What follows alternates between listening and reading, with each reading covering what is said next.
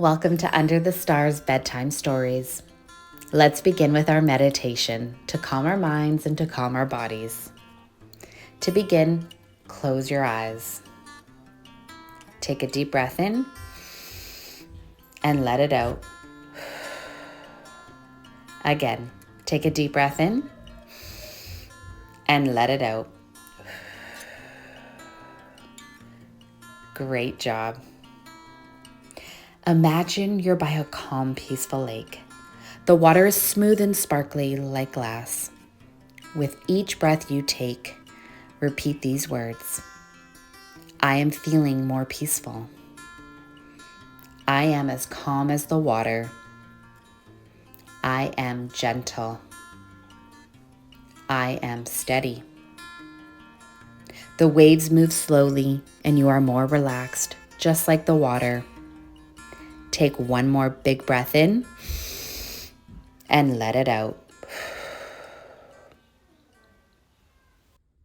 Now that we've calmed our bodies and our minds, it's time to join Miss Frizzle on the Magic School Bus. Today's book is called Plant Seeds, a book about how living things grow, written by Joanna Cole and illustrated by Bruce Deegan. Every class probably learns about plants and seeds, but not every class has Miss Frizzle for a teacher.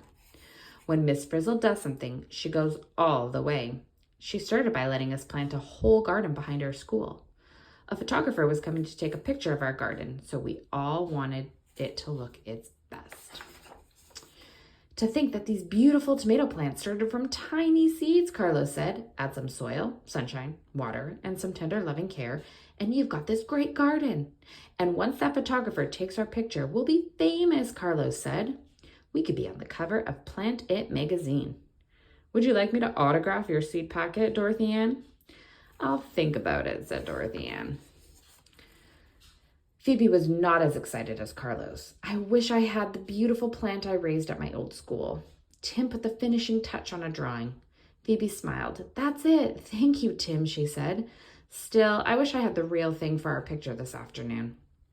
Miss Frizzle spotted the drawing. Your plant looks lovely, Phoebe, she said. Not to worry. It's a simple matter to stop by your old school on a little field trip. I was afraid of this, said Arnold. We all piled onto the old school bus. Carlos was worried that we might not get back in time for the photographer. This could take all day. Couldn't we fly or something, Miss Frizzle? Excellent idea, Carlos, she said. Suddenly, the whole bus began to spin. It rose in the air as if it had wings. It did have wings. We were riding in a ladybug. As we flew over buildings and trees, Phoebe began to look nervous. What if Mr. Seedplot sees us, she asked. We never turned into ladybugs when he was my teacher. Just then, we all saw a school below. Phoebe stared. There it is, she gasped. The bus swooped in low through the school's garden. It looked like a jungle. Here's the perfect landing pedal, said Miss Frizzle. The bus landed with a bounce and crawled along the petal of a huge flower. We crawled one step too far. Suddenly, our ladybug slid into something wet and slippery. We're stuck in some goop, Ralphie yelled. It's called nectar, Dorothy Ann said. Follow me, class, said the Frizz. She opened the doors and slipped out into the lake of nectar. We didn't know it then, but Mr. Seedplot could have reached out and picked us. Phoebe's plants certainly have grown well, he said to himself. She worked hard on them. I really should take one to her new school for her. Mr. Seedplot heard a buzz and looked up. Ah, bees. I won't disturb their work right now, he said, turning to a patch of tomato plants.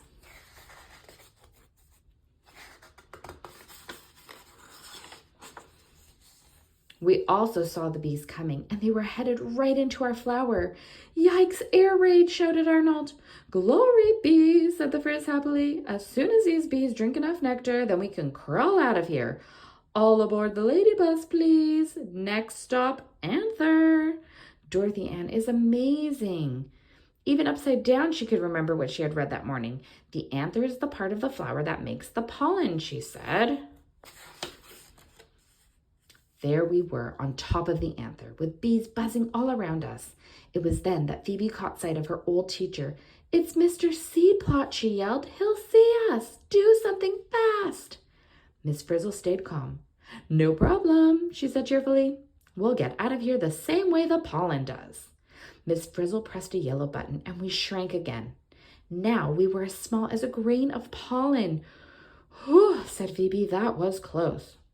Carlos was not so happy. We'll never get back to school in time for the photographer, he grumbled. Be of good cheer, we are on our way, said Miss Frizzle. Hang on, she called, as the leg of a passing bee swept us up.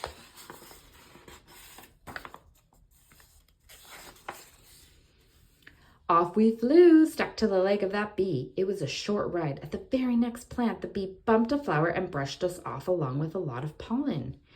Here we are, Miss Frizzle announced. Where? Phoebe asked. Tim showed her his picture. I think we're on the center part, the stigma, Tim said. The bee had dropped a lot of pollen here. With a big sneeze, Arnold bumped into a grain of pollen, knocked it over, and fell down some kind of tunnel underneath. Arnold found a pollen tube. Phoebe looked down the tube.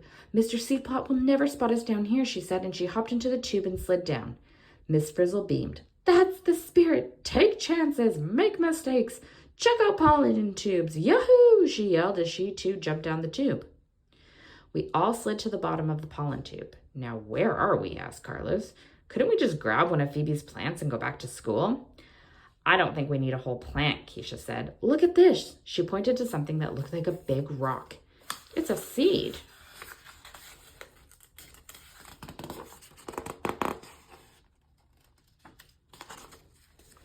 I get it, Dorothy Ann said. When pollen from one flower lands on the stigma of another, it grows a pollen tube, finds one of these egg cells, and together they make a seed. Carlos still wasn't happy. No seed can grow into a plant by 3 o'clock, he said. Not without some help, said Miss Frizzle. She reached into the bus and pressed a button, and suddenly things went wild. The seeds were growing bigger and sprouting hair. We need to hurry things along a little bit, said Miss Frizzle. Everyone on the bus, please. We all rushed back to the bus. The door slammed shut, and we drove up and onto one of the biggest seeds. As the seeds around us grew, the flower burst open. We felt the sun shine in and a breeze blowing through the window of the bus. Suddenly, our seed flew into the air with us on board. Away we flew on the back of our seed, carried along on gusts of wind. Carlos, still worried. Can't we go any faster? He asked. Well, Miss Frizzle said, this is pretty fast for a seed, but there are seeds that travel by attaching themselves to dogs or birds or people, she said, eyeing a man on a bicycle. No, said Phoebe, that's Mr. Seedplot. But she was too late. Our seed had landed in Mr. Seedplot's hair. How embarrassing, groaned Phoebe.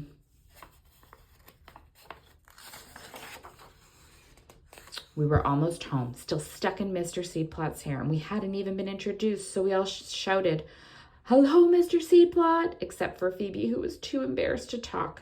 But when Mr. Seedplot swung his head to see who was calling him, we flew off. Last stop, Miss Frizzle announced. She pushed a button. Poof! The bus got big again. She pushed another button. Poof! The seed, which had landed in our garden, grew into a tall plant with beautiful flowers. Ah, there you are, Mr. Seedplot said when he spotted us. I brought one of Phoebe's plants, but I see that she already has one.